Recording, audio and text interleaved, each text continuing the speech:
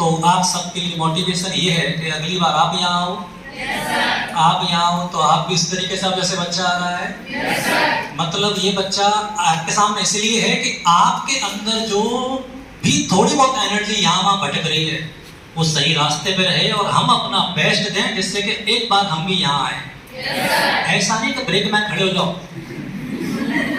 Selection के बाद अगर यहाँ खड़े हो जाओ तो आपका वैल्यू बहुत अलग है। हाय ना बच्चे? बच्चे से नाम पूछता, बेटा नाम क्या है आपका? विशाल कुमार। कौन सा इंग्लिश में जाए बेटा? लेकिन शिलोंग ना, चल बहुत अच्छा। बच्चे को शिलोंग मिला है, बच्चे का नाम विशाल है। बेटा कहाँ से हो? सॉरी माधो, इसका माइक और होगा यार, सही माधोपुर। ये कहाँ पे है? सीकर में सही माधोपुर। अब मैं कुछ क्वेश्चन पूछूंगा, उसके आंसर बच्चों को देना जिससे बच्चे भी समझ सकें क्या पढ़ना है क्या नहीं पढ़ना है। पहले अपने पारिवारिक बैकग्राउंड के बारे में बता दो बेटा, कहाँ से हो, पापा क्या करते हैं? Good evening all of you. Sir को सादर प्रणाम। इसके लिए मैं सीकर से श्री माधोपुर से हूँ और अभी मैं फिलहाल बिहार स्टाफ नर्स में पोस्टेड हूँ।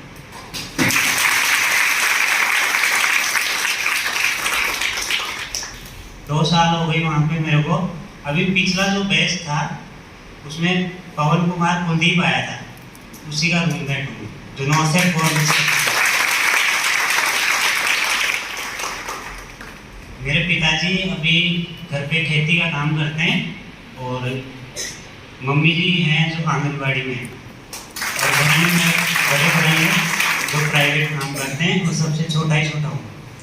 एक बात कन्फर्म है कि जरूरत ही आविष्कार की जननी है।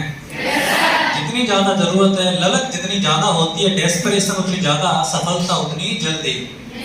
सैचुरेटेड लोगों को सफलता कम मिलती है। जो लोग वास्तव में जिनकी जरूरत है जॉब की, ईश्वर भी देखता है और मेहनत का फल भी समय से दे देता है। क्योंकि हम कितना हार्ड वर्क करते हैं इस बात पर डिपेंड ये करता है कि हम किस इंटेंशन के साथ करते हैं।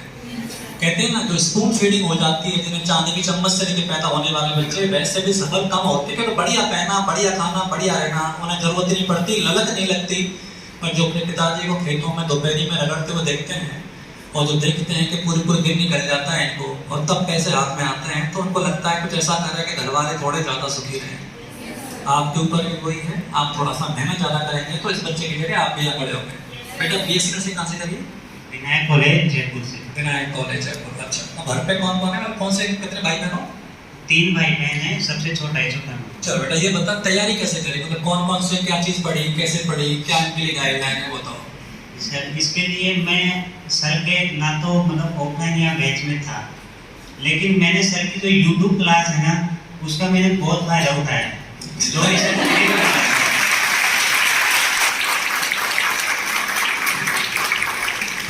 सर ने जो 12 घंटे की जो मैराथन क्लास ली थी उसको मैं हर क्लास को कम से कम 5 बार देख चुका। इससे पहले कोई आपको कभी मिले हैं क्या? सब में मिले हम दोनों कभी? First time? ऐसा तो नहीं मैंने तेरे को ट्रेनिंग दी होगी तू जाके क्लास में ऐसे बोल देना? नहीं सर, नहीं हो सकता है कि ना मैंने बात की और मैंने कैसा मिसाल ऐसा करना तो ऐसे से बोलते ना, यूट्यूब से फायदे होते हैं। बाकी तो किसी का नाम मत लेना, बस भाई का नाम लेना, बाकी सब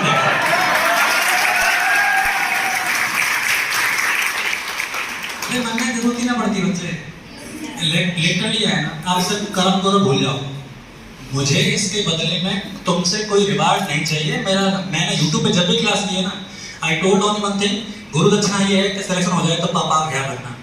मैं मम्मी का नाम तक नहीं लेता क्योंकि ठीक है मम्मी का ख्याल, मम्मी सबको प्यारी होती है, लोग पापा से गैप रखते हैं। माँ सबके क्लोज है, माँ को तो तुम्हारा प्यार उमड़ के दिखता है। फादर से गैप होता है, फादर से गैप रखना मतलब कि आपको लगता है कि डांट देंगे, मारेंगे, जो भी है। फादर सबसे इंपॉर्टेंट है फैमिली के अंदर, क्योंकि माँ का दिख जाता है, माँ एक्सप्रेस कर सकती है, फादर एक्सप्रेस नहीं करता। उसको जो खुशी मिलेगी ना तुम्हारे सिलेक्शन से, वो समाज में ऐसे चलेगा ना जोड़ा हो गए, ये बहुत इंपॉर्टेंट चीज है। माँ तो फिर भी घर में रहेगी, माँ 4 सहेली को बता देगी।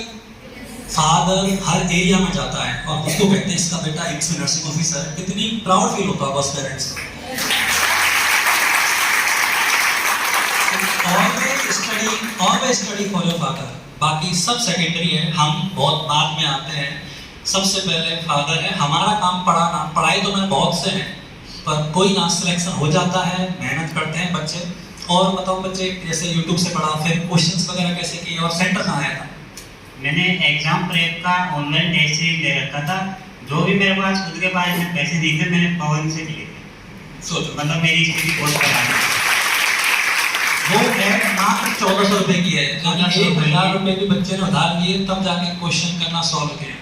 मैं पिछला एम्स नॉर्सेट 4 दिया था, उसमें मैं समझ चुका था कि जीनोमिक में ना मेरा सिलेक्शन नहीं होगा। एग्जाम सेंटर कहाँ आया था?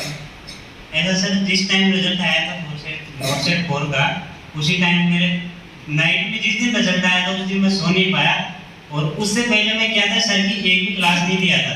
तो मुझे लगा था कि सर मैंने कुछ गलती कर दी, तो मैंने जीनोमिक की क्लास नहीं दी उस टाइम।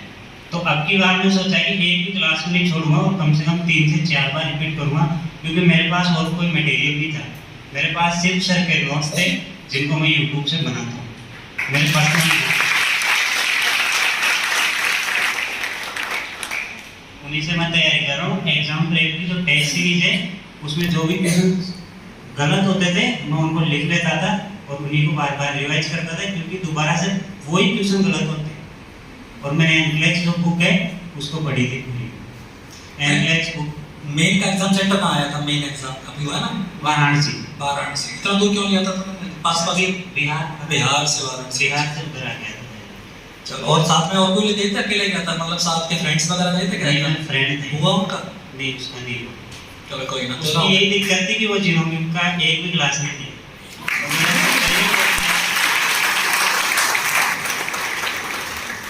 लोगों को लेट समझ में आता है, लोगों को लगता है कि यूट्यूब से क्या हो जाएगा।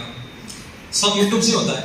क्लास थ्योरी के लिए इंपॉर्टेंट है, कंटेंट भी जरूरी है, पर आप कंटेंट को जब तक थ्योरी में अप्लाई नहीं करोगे ना। मैंने क्लास ली थी साइकेट्री की।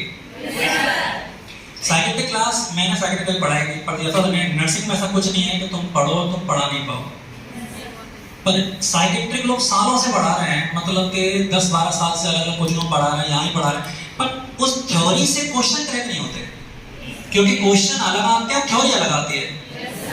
तो मैंने सोचा क्वेश्चन ऐसे कराएंगे इनको कि जिनसे क्वेश्चन में से ऑप्शन एलिमिनेट करना सीख जाए। साइकेट्रिक बेस्ट तरीका है ऑप्शन एलिमिनेशन, और जिसने ऑप्शन एलिमिनेट कर लिया साइकेट्रिक में उसके सारे से। और मैंने कहा था एग्जाम से पहले, मैंने कहा स्लाइड्स का स्क्रीनशॉट ले लो, 10 से 15 क्वेश्चन साइकेट्रिक के आएंगे। मैंने कहा था स्टेटमेंट पढ़ा हुआ है, चाहो तो देख लो मेरी क्लास में। मैंने कहा था अब स्क्रीनशॉट ले लो जो बोल रहा हूँ, इसके क्वेश्चन आएंगे और एज इट इज आएंगे, पढ़ लेना। और एज इट इज थे।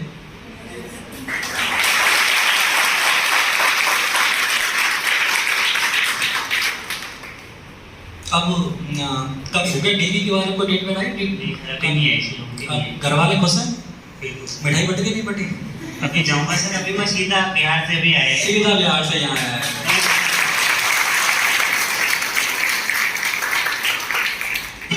अब कहते हैं लोग क्या कमाया, यही है पैसे। पैसे चाहिए नहीं, ईश्वर बहुत तेरा पैसा ना मेरा पढ़ाना। 12 घंटे पढ़ाता हूँ, मुझे पैसे नहीं मिलते यूट्यूब पे। मैंने तो आईडी बंद कर रखे हैं, क्योंकि मेरा कुछ चैनल खोले और जोमेटो आए, आई डोंट नो। आज जोमेटो आ रहा है, कल कुछ और आएगा। इसलिए मैं नहीं चाहता कि मेरा यूट्यूब चैनल खोले तो उसमें 5 सेकंड में बच्चे का वेस्ट हो। क्लास ओपन हो तो क्लास ही खोले सीधी। तो मैंने उसको डिमांड कर रखा है, 1 रुपया वहां से भी नहीं। अब एक कह रहा था कोई स्टूडेंट वाला कि इतने सारे क्वेश्चन थे, अपने बच्चों को क्यों नहीं कराए?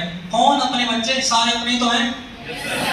गांव बैठा आदमी अगर सिलेक्ट हो रहा है, ये बच्चा बिहार बैठे का सिलेक्ट हो गया, घर वाले पापा किसान हैं, इसकी लाइफ बन गई, और इससे ज्यादा क्या कमाना? मेरे बच्चे का काम वो ठीक है, अगली बार उनका हो जाएगा। जो मेहनत करेगा उसका होगा, चाहे मेरा हो या पराया हो, चाहे बाहर का हो चाहे अंदर का हो। हार्ड वर्क ईश्वर जरूर फल देगा, और उसको पहले दे जिसको जरूरत है। बाकी अपन बाद में ले लेंगे, पर मेहनत करेंगे तो हमारा भी 100% है। बच्चे के लिए ताले बजाओ सामने।